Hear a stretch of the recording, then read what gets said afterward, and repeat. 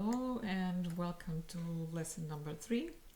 So in this lesson we will continue to address the topics of ergonomics. In this case, in the last lesson we had some considerations already about standards, the importance of standards in design. And today we will expand this notion a little bit further, and we will have a focus on topics such as the environment, the senses and experience, in this case of architectural space or interior design, with a focus on well-being.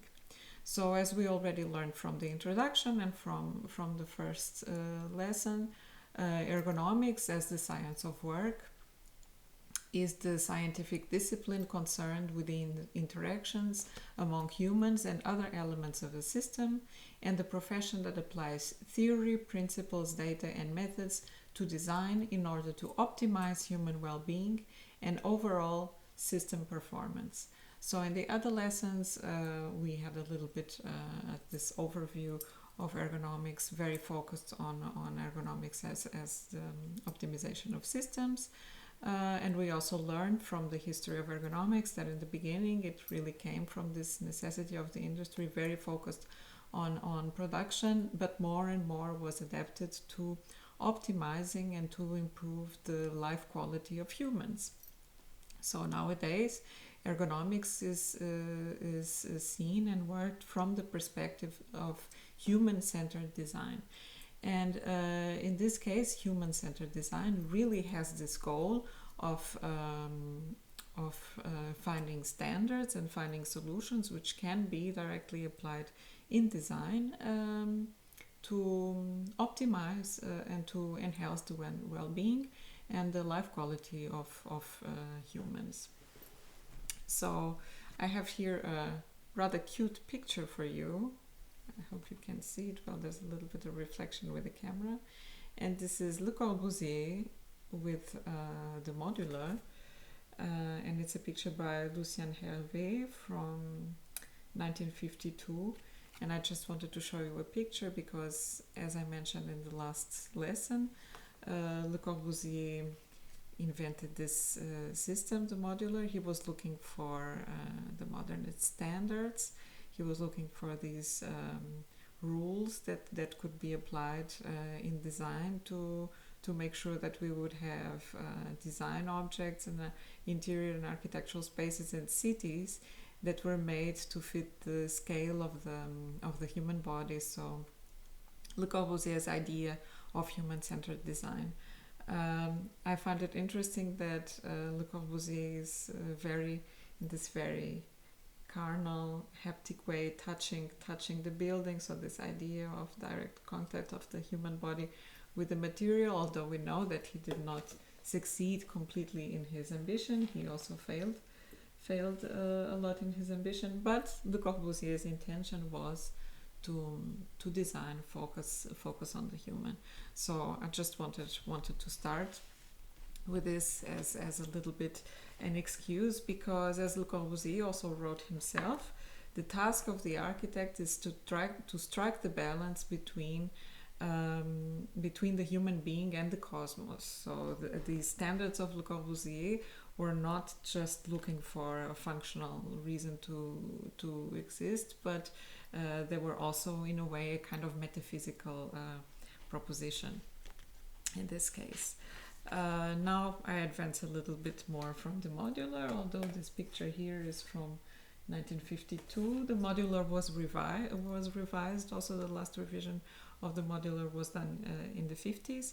But also in the 50s there was someone else in America, like we talked already in the last lesson, Henry Dreyfus, who was really working in finding these standards in human factors or ergonomics that could be applied in design. And these were the measure of men and women. And I have here the revised edition. You see here, Henry Dreyfus Associates.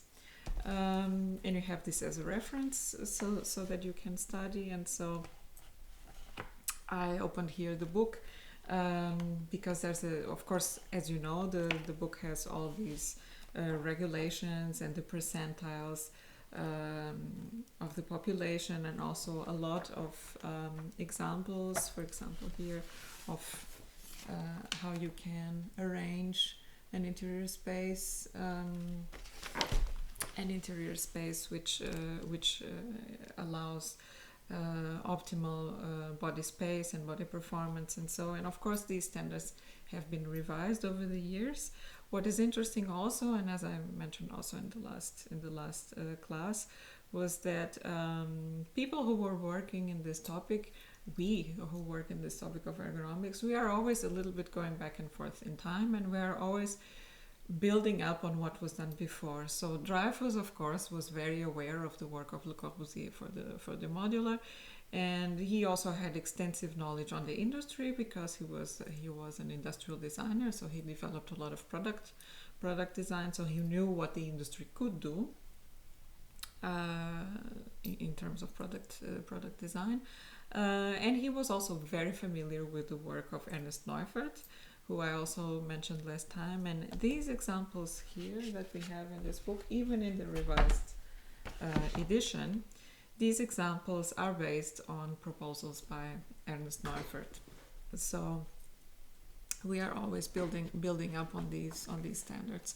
Also, I gave you the references from the ISO standards, which are the standards we work with in Europe. In Germany, you have the DIN standards, but these standards are they are done closely together. So often they reference each other, and they change and they are adapted every 5 years. And the idea of these standards, as you will know more and more when you go into office practice, these standards are of course building regulations that the law in fact requires us to use.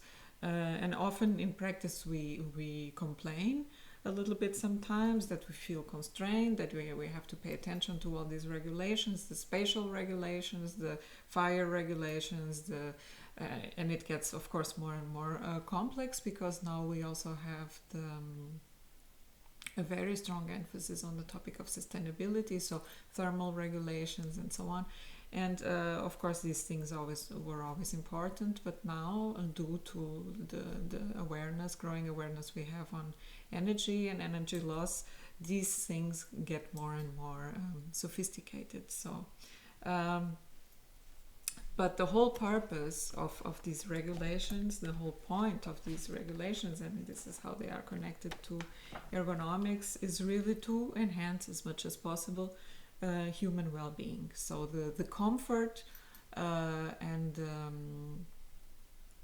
well-being of the human body, and also at the same time with the applied purpose or advantage that this philosophy that, for example, in a work situation, workers who work in a healthy environment which proposes an appropriate level of comfort and well-being will be healthier workers, happy workers, and more productive workers. So this very delicate, not delicate but complex interconnection between our bodies, the space, the objects we use, the spaces we use, and also how the systems are managed in terms of institutional or workplace organization. So again, to give you this overview, and in terms of ergonomics, this is how we refer to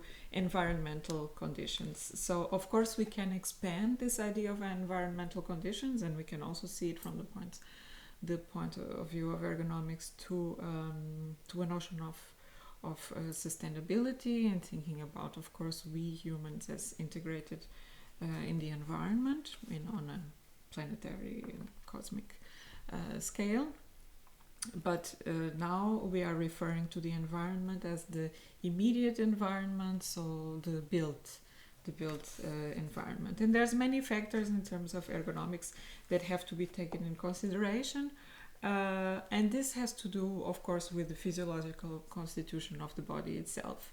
And it has to do with, we spoke already a lot about movement in the classes before, the notion of motion, spatial requirements, what we need to move and to act. And I also gave the example of inclusive design and how these things can be complicated. But movement is not everything, although it's fundamental and defines, in fact, the spatial requirements. But there's this all other range of parameters that we have to think of in terms of environment, which have to do with our senses.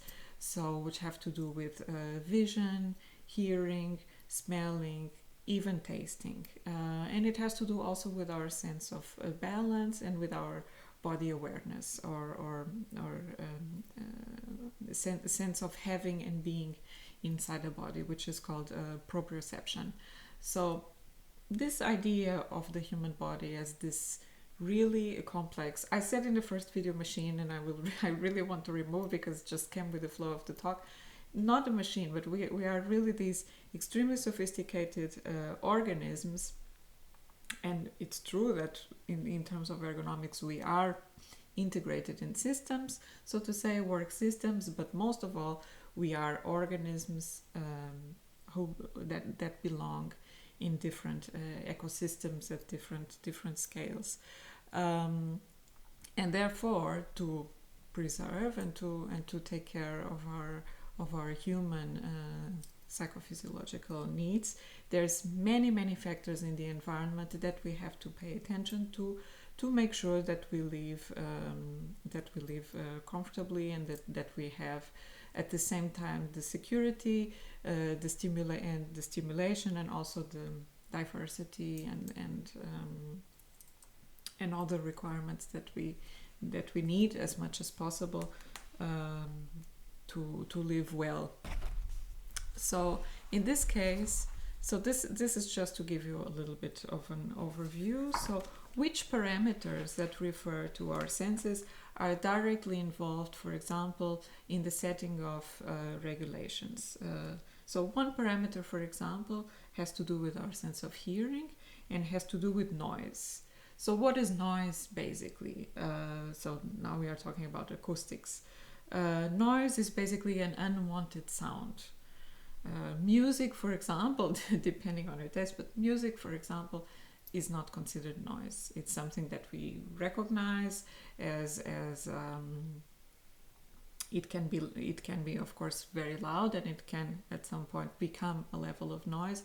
But noise basically is loud, and it's something that we feel that it can damage, that it can be damaging for our ear. And noise has different effects on human beings, which can affect also, besides being able to damage the human ear, which in many cases is, or most cases is irreversible.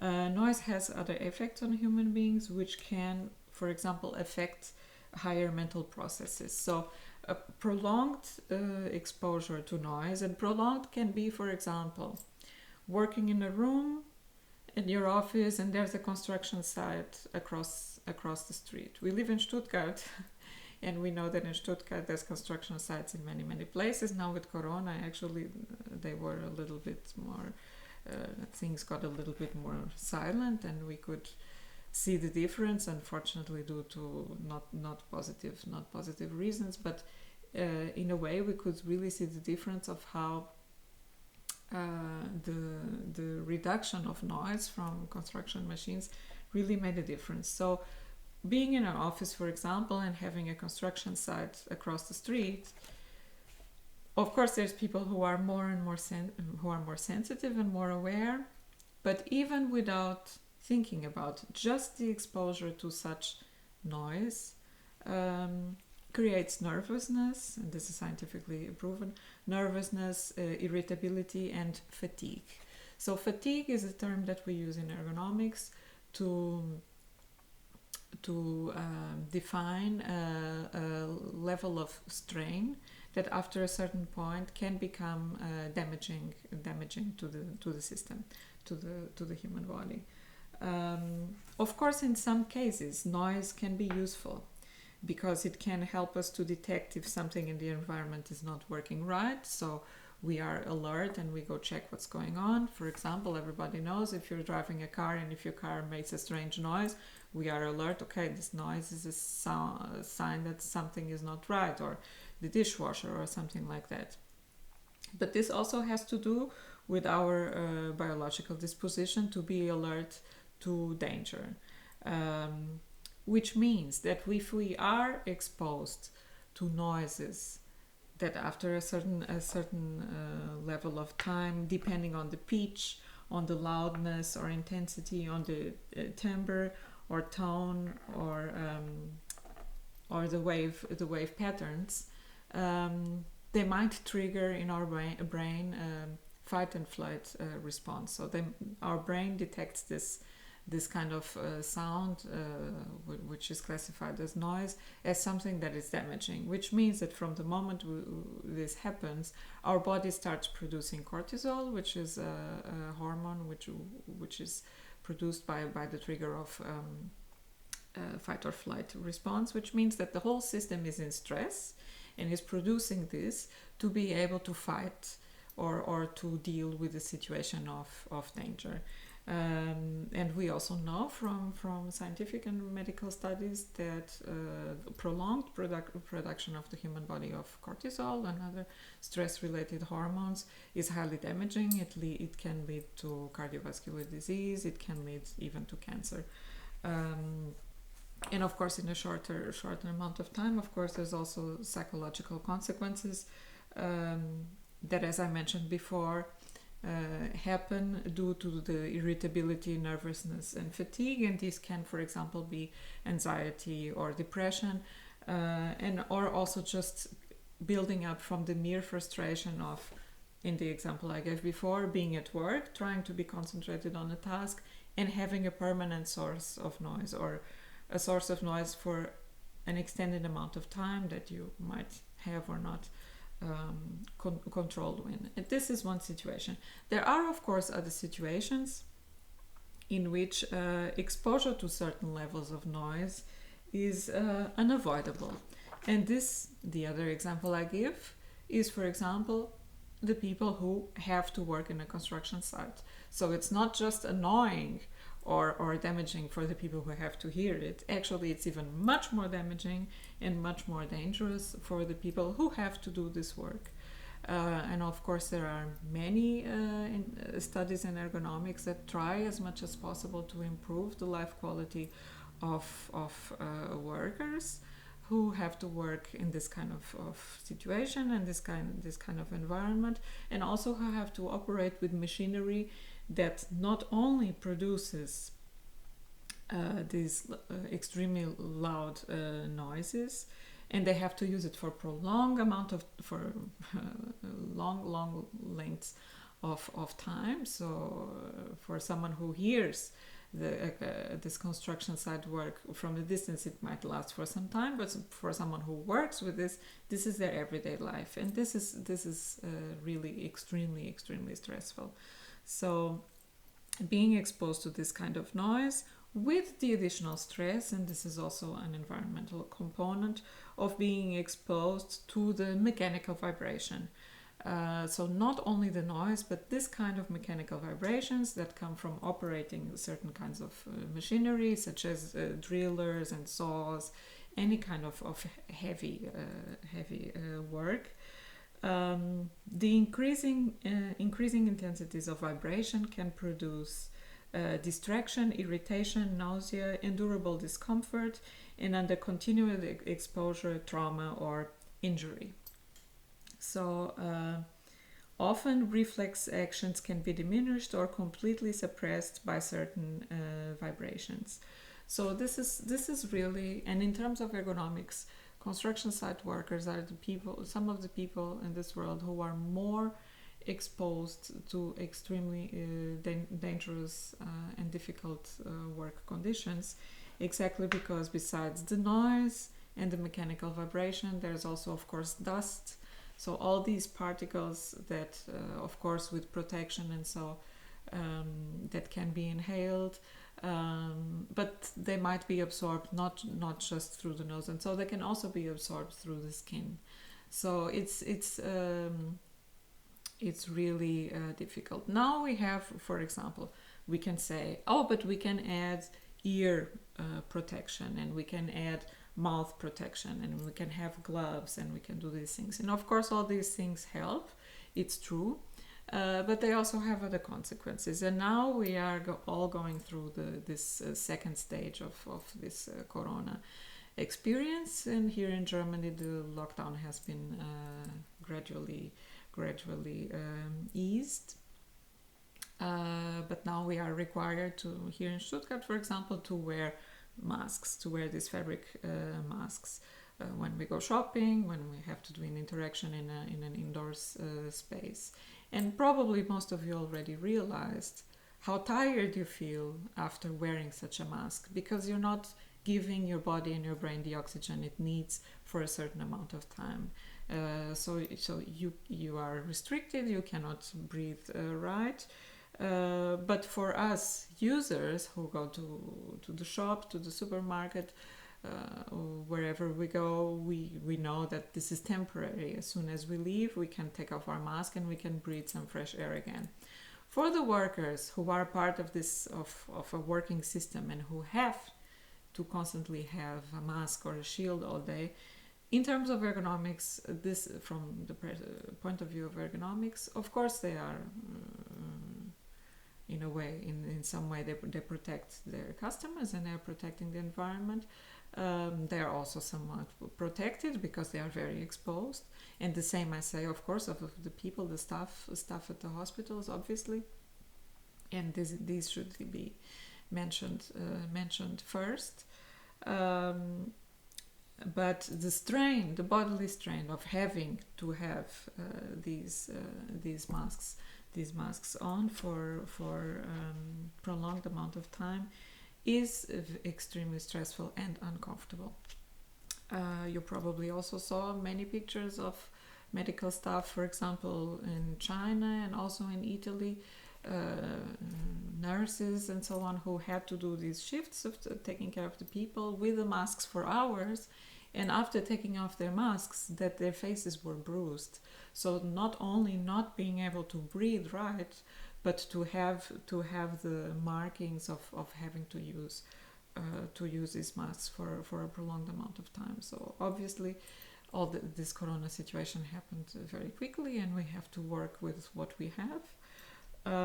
But we also don't know how long the situation will last, and it's definitely for us designers, and especially thinking about ergonomics, how can we find design solutions that allow us to deal with this new threat which appeared, while at the same time preserving the comfort of the human body as much as possible. So this is also something in this case that has to do with environment. Other consideration that we mean with environment in terms of ergonomics has to do, and here when I mention now construction site, for example, a worker in a construction site, and the exposure to mechanical vibration, there's also the component of human interaction of human and machines. And of course, in this case, we see the machine as an extension of the human body. And Dreyfus, for example, here in his book, there's a very interesting parameter, and it's really called human versus machine. And there's a list which really regulates the advantages of humans, limitations of humans, advantages of machines, and there's no limitations of machines, which I find specifically interesting. And of course, this can be debatable.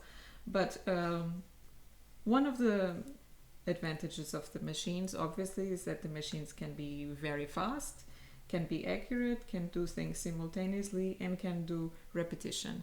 And this is wonderful in terms of ergonomics, because the machines, most machines we have nowadays in industry, they can replace these mechanical repetitive tasks which are really, really damaging for the human body to do.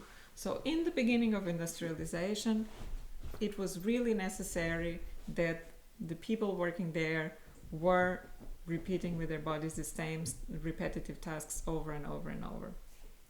And this still happens in certain situations.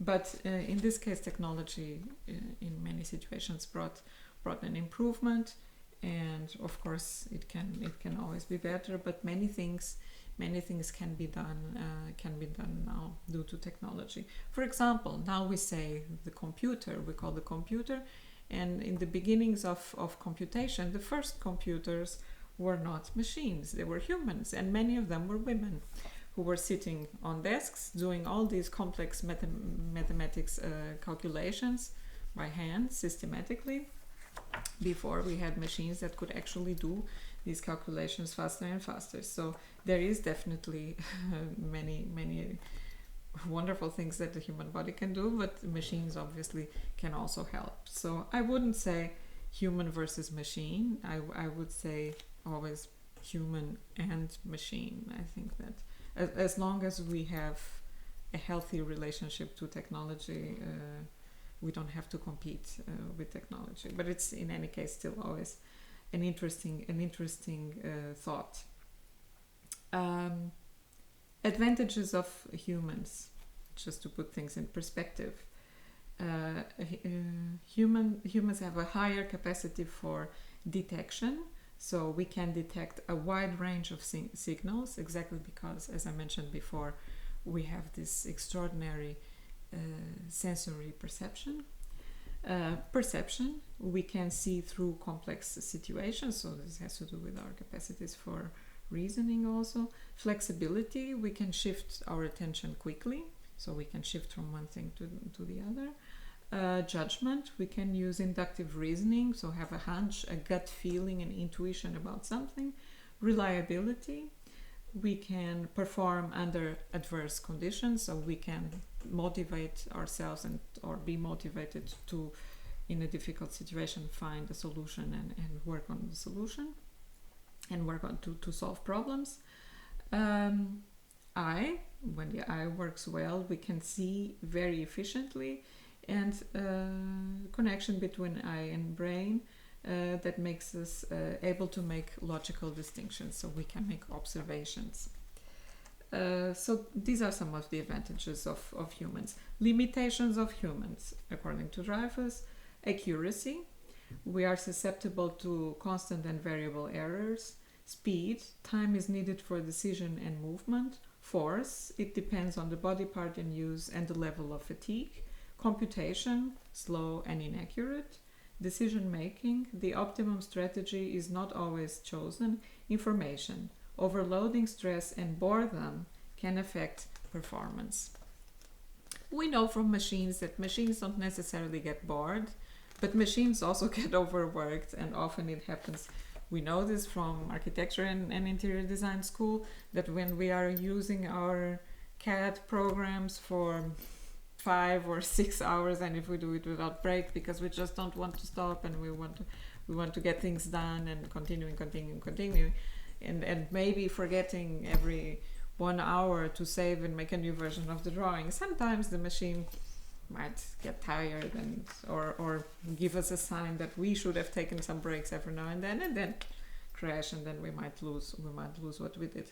So of course we can't always say, but obviously humans get, because we are much more complex and wonderful creatures and not machines, we do get bored if we have to do the same thing for a long time, and if we don't take breaks. And we can get overwhelmed and stressed, and obviously this affects our performance. So advantages of machines I already mentioned. So these are some of environmental components. Other environmental components have to do, for example, with motion, and not necessarily only the motion of the human body, but also the motion we might be exposed to.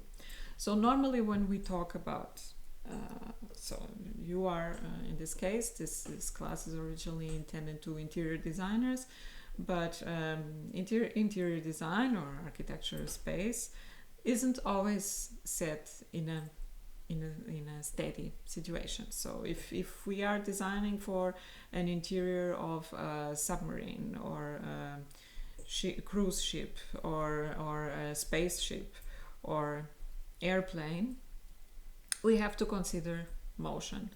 So we also have to consider the interior space of a bus or a taxi or a car or any other enclosed interior space that will move the human body. So not only we have to take in consideration the spatial requirements of the human body to be able to move, but how this environment by moving is affecting the human body in turn, and how the whole interior has to be adapted in order to ensure as much as possible the well-being of the users and of their specificities. Everybody knows and probably had the experience of being in the car and going with a family trip somewhere, and maybe with brothers and sisters and Oma, and there will always be someone who is more sensitive to the motion, or who will say, I would like to make a break quicker, and so on. So all these things have to be taken in consideration, and the car industry, for example, has a lot of experience dealing with this.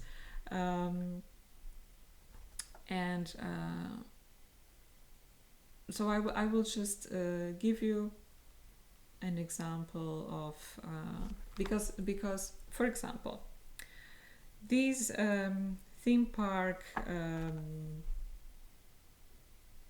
machines, that like a carousel or a merry-go-round, and so they rotate at about 2 revolutions per minute, so RPM. At more than 2 RPM, the semicircular canals of the inner ears, which control our balance, can develop canal sickness, leading to pallor, sweating, nausea, drowsiness, apathy, and difficulty in walking. From 2 to 5 RPM, the average person can develop 1 or more symptoms. At more than 5 RPM, all symptoms could affect someone seriously enough to affect his or her safety. A combination of G forces, measurements based on acceleration due to gravity, and body motion will increase the discomfort. Unexpected directions are experienced. The effects of accelerating forward in a sitting position are listed according to G forces in the following. This is also from Dreyfus. So on 2G, visual acuity is reduced. 4G, major movement of the body is difficult. 8G, respiration is difficult. 10G, the head cannot be held up or the limbs moved. 12G, breathing requires mechanical help. 14G, vision fails. The effects of accelerating upward in a sitting position, so while sitting, are as follow. 2G, visual acuity is reduced. 4G, peripheral blindness sets in and limb movement is difficult. 5G, temporary blindness sets in with loss of body control. 6G, unconsciousness results. The negative effects, the effects of accelerating downward in sitting position are as follows. 2G, vision is reduced and head pains result. 3G, conjunction, hemorrhage, and mental confusion result. And 4G, hemorrhage and retinal bleeding are likely. So the next time that you go to something like Oktoberfest or theme park or something like that, just think about this list and how exposure to this kind of body motion actually impacts the human body in a really, really strong and potentially damaging way. So just to give you an idea. Another parameter that we have to take in consideration, and this we have to take in consideration always, specifically for interior design, is temperature. and this is really, really important because we can survive in a rather narrow range of temperatures. High temperatures can dehydrate. They can also be damaging for our skin. And low temperatures can lead to hypothermia, so too low body temperature, and we can freeze. So the skin, so our capacity to our organ that allows us to feel and to regulate temperature, is extremely sensitive, and normally the skin temperature, depending on where we measure, can give us a good feeling of the body's level of comfort. And of course, this is always a tricky situation, because not everything that we experience with our human bodies happens due to external factors. Of course, the environmental factors affect how we feel, but we also have internal factors. And in fact, as I told you from when I gave you the reference of the ISO standards, which I am also taking a look here, just to give you the precise terminology of the kind of factors that affect our human body, and how it's not only the external elements, but also the internal. So in this notion of environment, we mean the physical, chemical, biological, organizational, social, and cultural factors that surround the person. And by external conditions, we are referring to external, in terms of ergonomics, we're referring to something called external load. External load are the external conditions and demands in the system which influence a person's physical and or internal load. And the internal load, so what comes from the inside, is the internal response of a person to being exposed to the external load, depending on her or his individual characteristics, which are, for example, body size, age, capacities, abilities, skills, etc. So, and I refer to this again, and this is the reason why you have this exercise that you have to do, that you have to analyze the interaction with daily objects and spaces. And I wanted you to focus on the aspect of motion, and how the body, in terms of motion and in terms of clearance and usability, and so how it's reacting. But also I asked you to make this senses focused, so perception focused, more artistic representation with drawing or painting of how you feel while interacting. So the purpose of your exercise is really to see and to develop in you this awareness as designers of both the external load and the internal load, and how we as designers have to be aware of the balance between these things. Of course, we as designers, there's many factors that condition the internal load that we cannot control, because they are the the conditions that come from the characteristics of each human, of each user. So the user, of course, the user is never a passive agent. For example, if I am in a room and my room has heating, me as a user, of course the designer has made sure that I have a heating in my room, but me as a user, it's my choice and my option, but also my responsibility to take care of regulating my environment in the way that best suits my needs. Of course, the role of the designer here is to make sure that the user can do this in the most intuitive, comfortable and simple way. Ideally, the most sophisticated systems possible would somehow be able to feel what the user needs and adjust to the needs. So nowadays, also, since we have smart cities, for example, initiatives, and There's a lot of technology which is being developed, which could allow the detection, for example, of body temperature. So sensors in your apartment could feel that it could detect through heating sensors, could detect that your body is turning cold and that maybe you need your room to be warmer, for example. Of course, we can always make a little bit critical judgment about this, and we can also say, but what if we are always exposed to technology who knows better than we do and faster than we do what we need and constantly readjusts? Do we disconnect from our own capacity to understand what our body needs, that we need movement, that we need water, that we need to put another sweater on? This I leave open to you, to reflection and discussion, but it is an interesting thought.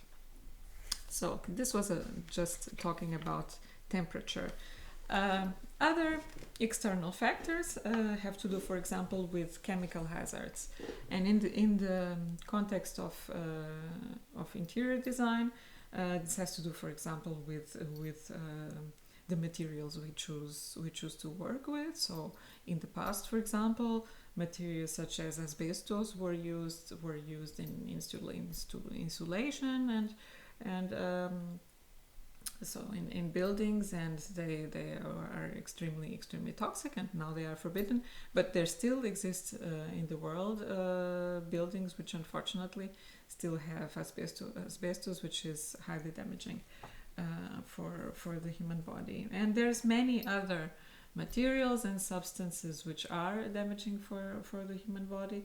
So fortunately there are more and more regulations that forbid this kind of material to be used. But in any case, a designer, when choosing the materials, it's always extremely important to check the manufacturers, to check if the manufacturer, of course, follows the regulations, the appropriate regulations, but also to check the materials and the components of the materials, to check if there might be any kind of chemical hazards or materials which might have toxic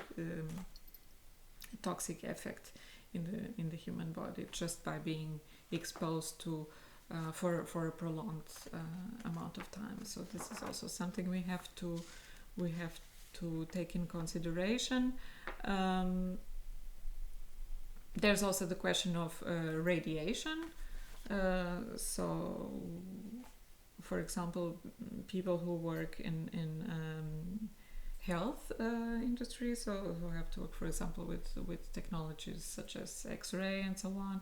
So this kind of spaces have to have specific requirements to protect from the radiation. And of course, in this case, there is regulations and there is an awareness that these spaces have to have specific requirements to deal with the question of radiation. But this is still not perfect. It's still something that can constantly be improved and optimized for the improvement of the work conditions of the people who are frequently exposed. When, for example, when we go to take an X-ray, we are aware that we will be exposed to this radiation, but for the operators and the people who have to deal with this technology, the level of exposure, and although of course there are many protective measurements, but in the past the level of exposure was still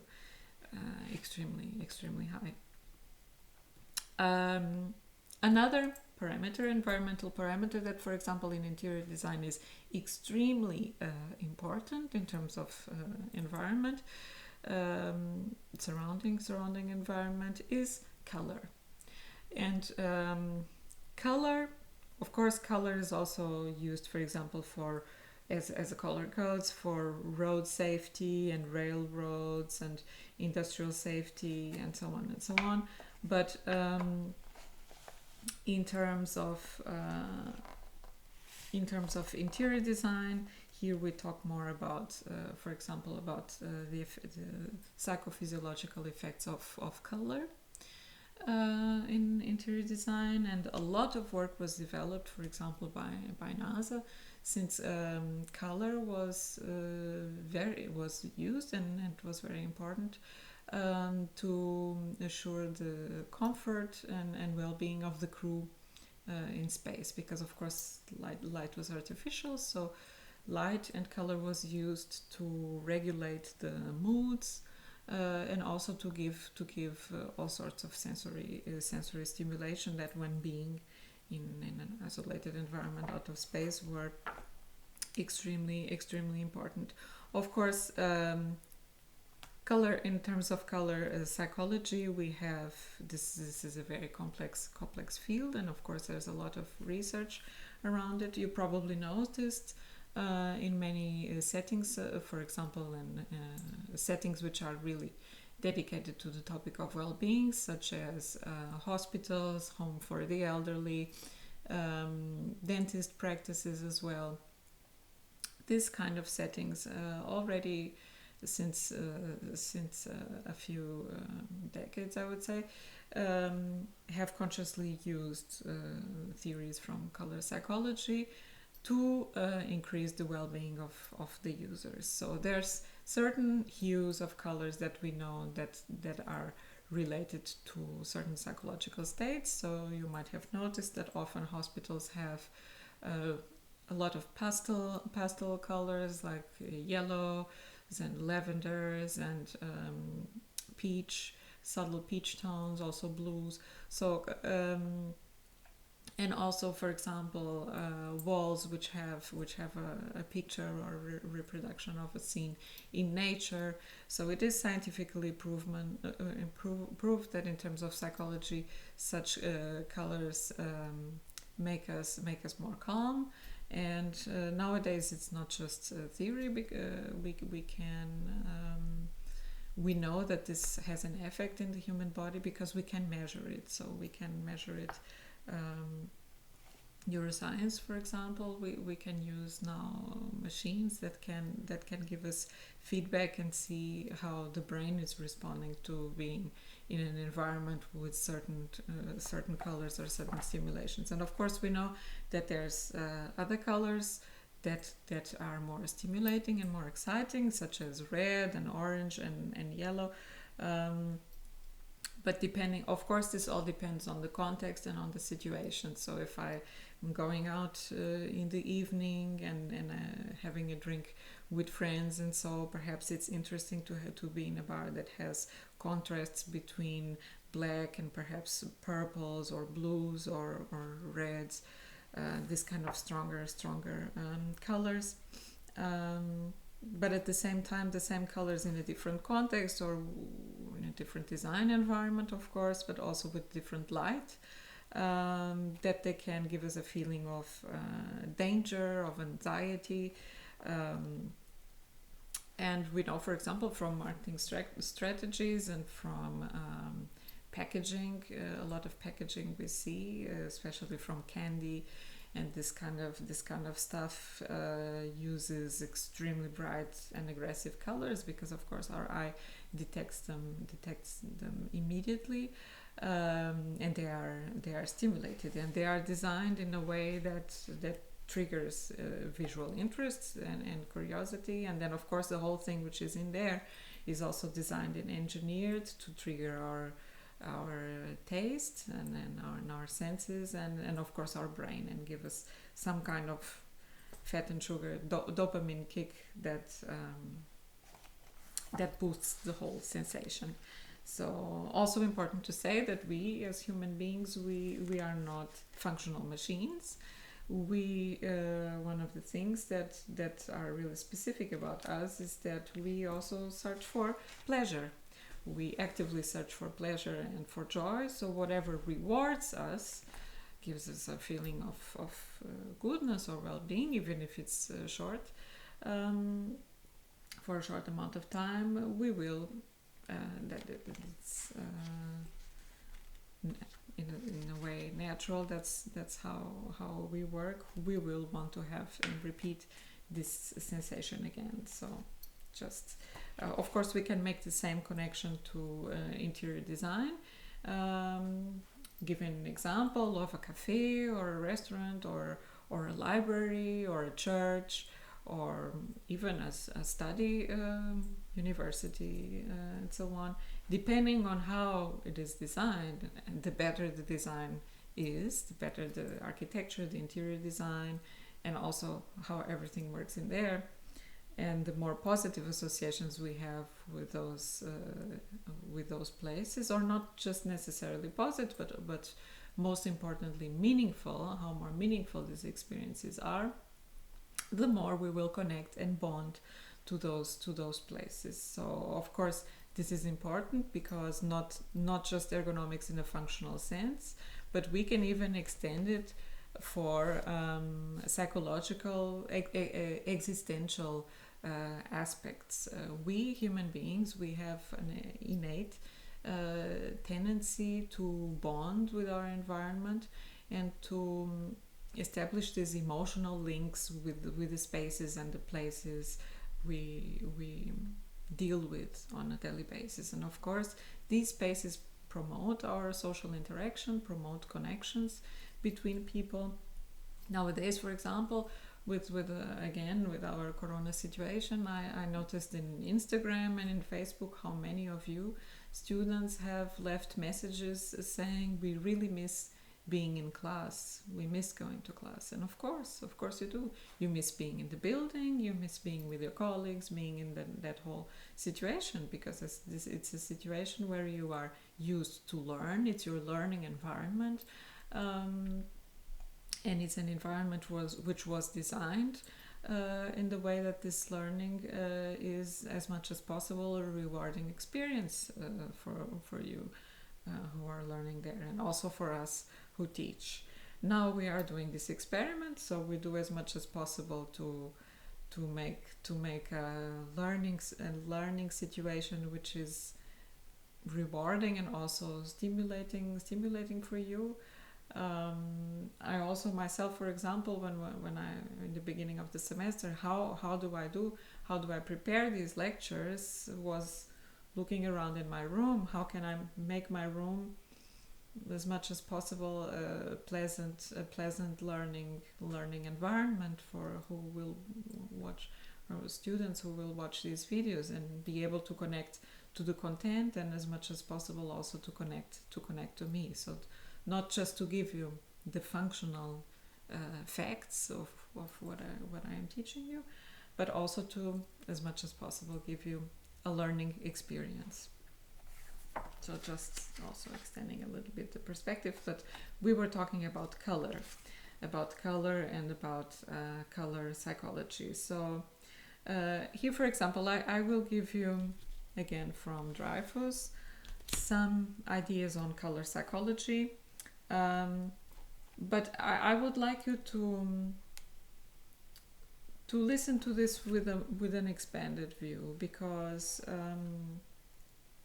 I have a training in color psychology and the effects of psychophysiological effects of color in interior design and architectural space, and I find that Dreyfus's definitions are a little bit simplified, because depending on the cultural contexts, colors can have completely different meanings, and also colors work really differently depending which colors you put next to each other and how. So this is really very, very complex. What I'm going to tell you is just like, I'm going to give you, like, if I would show you a box of pencils, and I would be showing you, these are the pencils, and I will talk a little bit about each pencil and what each pencil offers in a very general way. But always, pay attention that no pencil is alone, and this is always a rainbow. And colors don't exist ever individually in the color spectrum. So Newton showed us this when he came with the theory of color, and he showed us through the prism that color is something that they're mixed. So think about the rainbow, and not just colors. Each color, this color makes that. No, colors affect each other, the colors that we put together and all the different hues and the light and all of this, they all really can work to create different atmospheres. But in any case, red.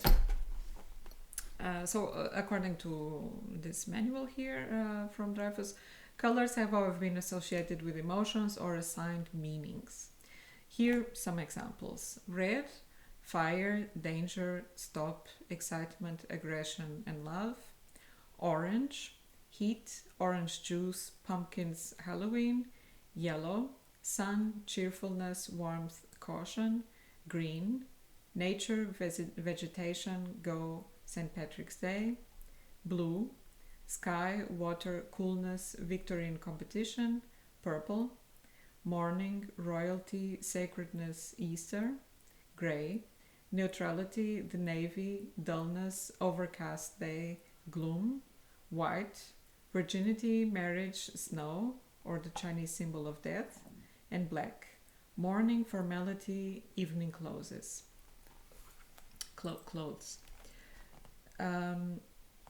But of course, for example, and these are just general considerations, but then depending on the culture, colors also can have symbolic meanings. So in India, for example, the mourning, not mourning, but mourning for being in grief, color is white, it's not black.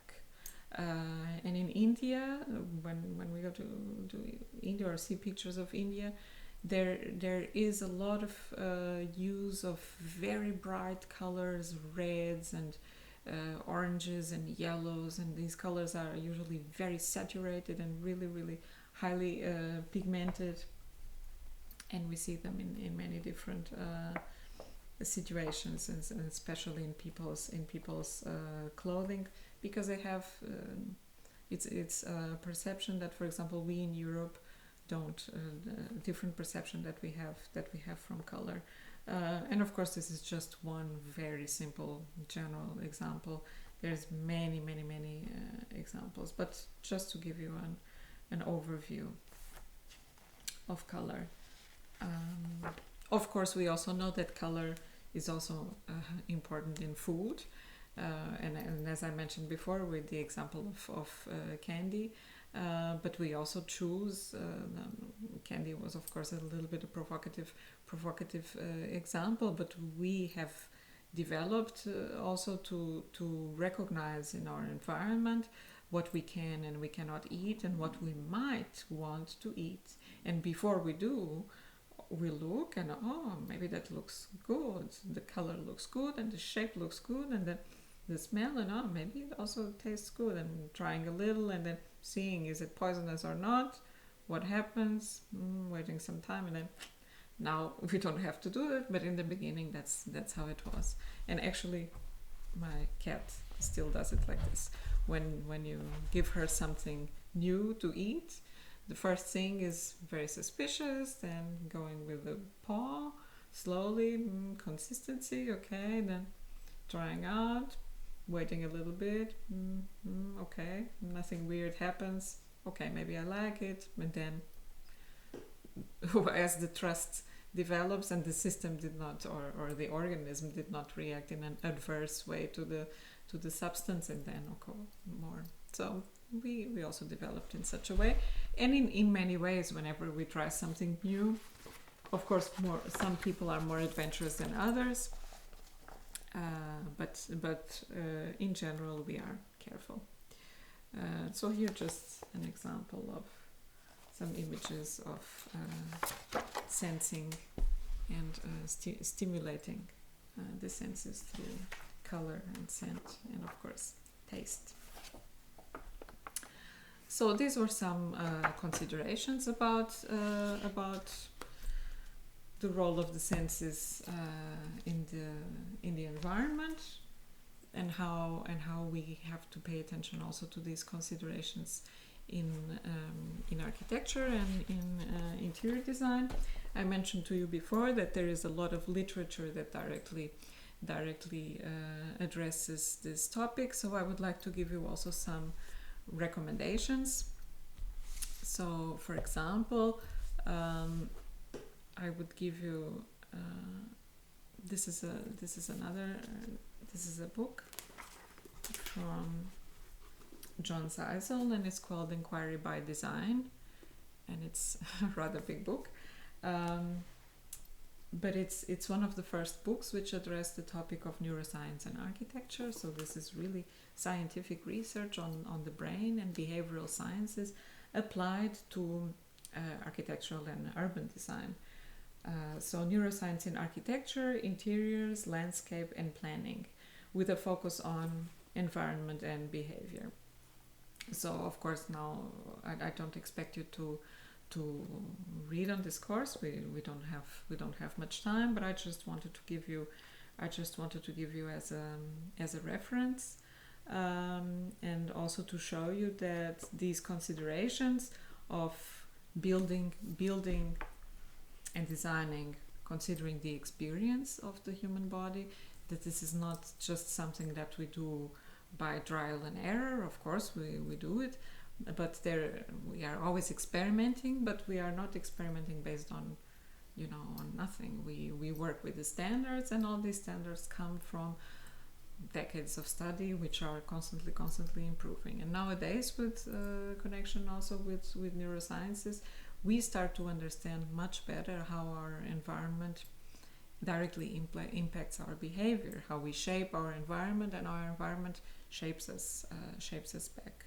So another publication that is very interesting in this regard is this one from Harry Francis Mulgrave, From Object to Experience, A New Culture of Architectural Design. And in this book, Professor Mulgrave really connects new theories from neuroscience to develop what Le Corbusier was also looking for, a kind of theory for a culture for architecture design, which combines theory and practice with this focus on scientific aesthetics. So an aesthetics which is based on scientific principles, but with the focus of not just the building or an interior as an object, as something that this just it looks good or it's cool, but how does one feel and the experience one has. So designing for experience, and this is a new paradigm in design, and this is specifically important in interior design. In interior design, we are always taking in consideration how the user will feel in this space, and what kind of experience the person has in this space. And for that, we work with color, with material, with temperature, with narratives. Narratives, of course, are also really, really important, and how through the combination of all these parameters we can create meaningful spaces where people can have meaningful experiences.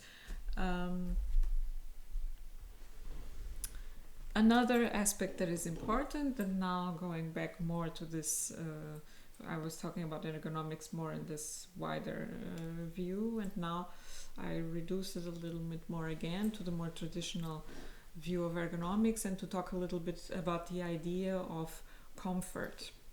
And this idea of comfort in ergonomics has been highly debated, and it's not a very agreed term on what exactly is comfortable, because the notion of comfort has also evolved a lot over time. And for example, in the 50s and in the 60s, comfort, especially in post-war America, comfort meant, for example, a chair that was luxurious and upholstered, so that would really allow your body to surrender yourself and perhaps do the least possible and really sit there and stay for a long amount of time. So a lot of design was made in this way to make life as comfortable as possible. And of course, this was also connected to commodity culture. And this kind of design for comfort, for this old idea of comfort, has actually had disastrous consequences in terms of ergonomics. One of the examples, or the main example of this, is the chair, and it was this idea that to be comfortable and to save our energies, we would sit. And so many of us who work in different situations have a sedentary lifestyle. And nowadays we know we have a lot of scientific research and very strong statistical evidence that this is highly connected to obesity, to depression, and to all sorts of other, to cardiovascular disease, and all sorts of really, really big health and well-being problems. So being too comfortable can actually kill you in the long run. And a reference which I find extremely interesting is from an author called Galen Kranz. And there is this book called The Chair, Rethinking Culture, Body and Design.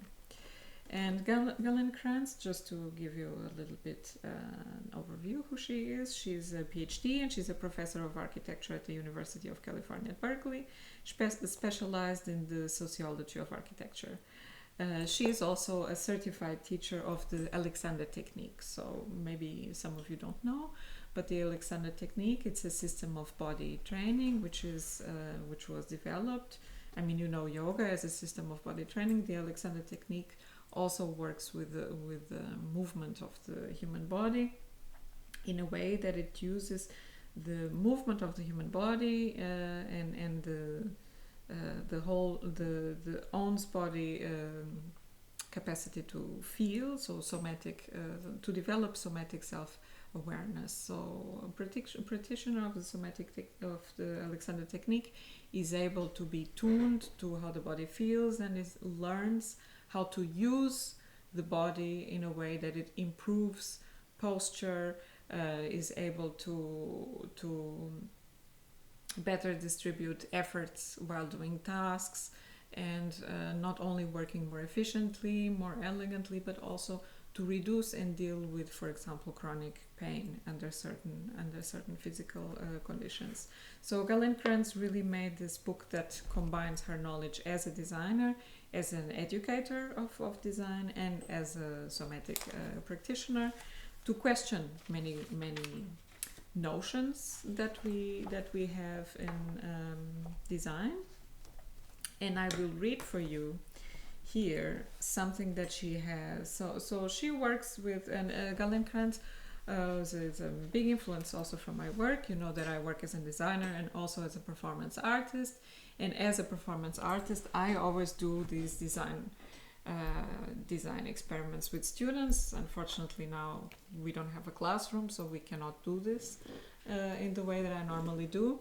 But now I challenge you to make one of these physical somatic self-awareness exercises at home. Unfortunately, I have to remain seated to give you the instruction of this exercise, because otherwise you won't be able to see me with the camera. But I will need you to stand to do this exercise. So, and this is one that normally I do also with my students, and it comes from Galen Kranz. And it's an exercise in experiential anatomy. And so I will read from her. Students have told me that anatomical terms strike them as technical. To help them get over this distaste for the technical, I introduce them to anatomy through the direct experience of their own bodies. And so now I would ask you to please stand up and take off your shoes and do this exercise. This is very important for your ergonomics training and for your future as designers. Start with your feet. Stand on both feet and figure out which foot carries the most weight.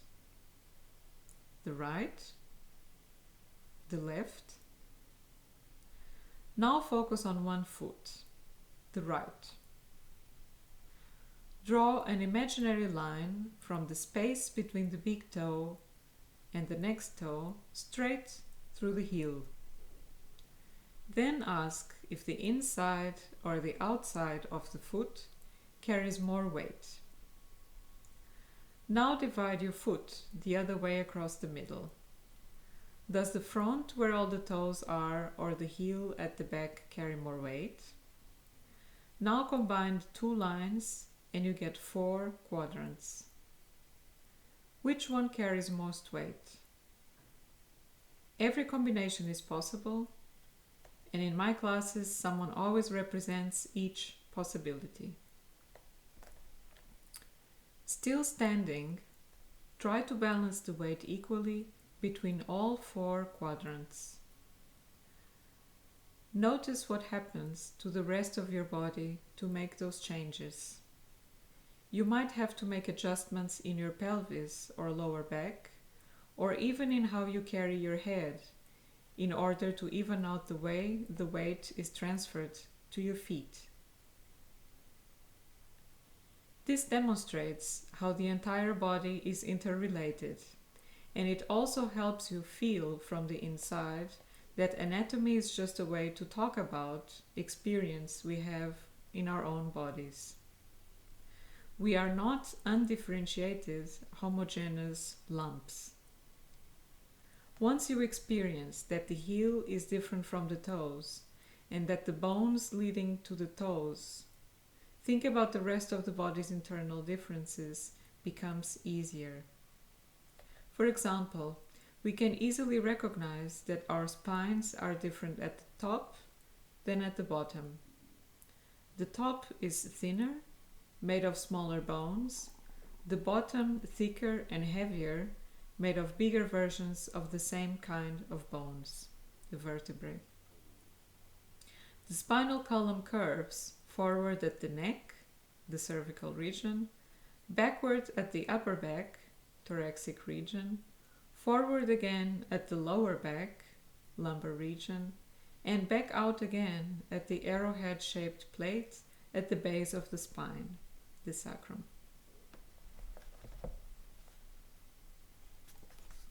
So this was one of the exercises, and this is an exercise which is meant to make you understand how everything in your body is interconnected, and also to, when you're doing now your exercise of representing from the inside out, I want you to really follow this instruction again, think about it, and then do the exercise. And more you will see that the more you do it and the more you exercise yourself in this way, the more you will be sensitive to your own experience with objects and the environment, but the more sensitive we will be when you are designing the situation.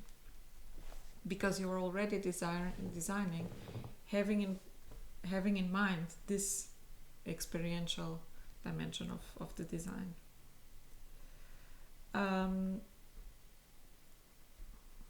I will give you another exercise, experiential exercise, also from Galen Kranz, and this one you can do seated, and the whole idea is that you can analyze how your body is, how a chair affects your body. So you can make an evaluation of this chair and how the design of this chair is affecting your body. You had already some ideas from these videos I showed you as references, but these links were still showing what happens from the outside. And here we have more this kind of analysis, which is from the inside. So for this one, please sit in a chair. Let's start at the top. As you sit in a chair, does it make your head droop? So fall like this. Does it push your head so far forward that your chest caves in? So that you make like this. Does the head pull the neck forward? The position of your head should allow the neck to continue as a vertical extension of the spine. Are your eyes forced to look too far up or down? Is the weight of the head rotating back and down, compressing the spine? How about your chest? Is it rounded forward? In addition, do you need to think about what sitting in that chair does for your heels, ankles, knees, hip sockets, and spine? If you create more length from head to foot, you make more space in the joints, rendering movement easier. What sort of movement is allowed in the arms when you are working on a surface? Basically, you want the possibility of choosing either movement or stability in any part of the system at any time. A chair that creates bad posture, even in one part of the body, inevitably creates problems for the whole body. As we have seen, measuring such a complex interactive model has been a challenge to the field of ergonomics.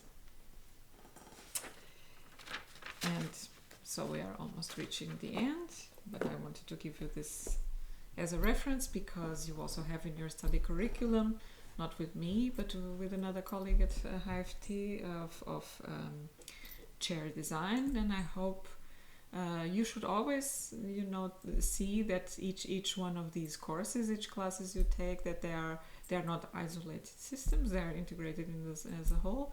And I do hope very much that what you're learning here in ergonomics that will actively be incorporated and applied in the other exercises and in the other design projects you do, especially, for example, when you have to design and build your chairs. So I hope that you have this idea of designing for the body and designing also from the inside out, that you have it in consideration. And I have here an example of a chair for you to see. This is a very crazy, but also at the same time very organic wood chair, and it's from Rudolf Drehaupt from Germany from 1906. So it's an armchair made of massive oak, dark stained and screwed. And I wanted to show you this example because it's an early 20th century design, but you see that this chair already follows extremely organic design principles. Although I would say that probably I never sat on this chair, but I would say that from the proportions of the arms, probably if I would sit in this chair, I think my shoulders would be a little bit like this. I'm not really sure. I would have to try to sit on it. But in any case, I'm not making any judgment of this chair, but I would like you now, after what you've learned, to just take a look at it and think about it and make your own considerations. And that's it for today. I wish you a very good day, and until the next lesson.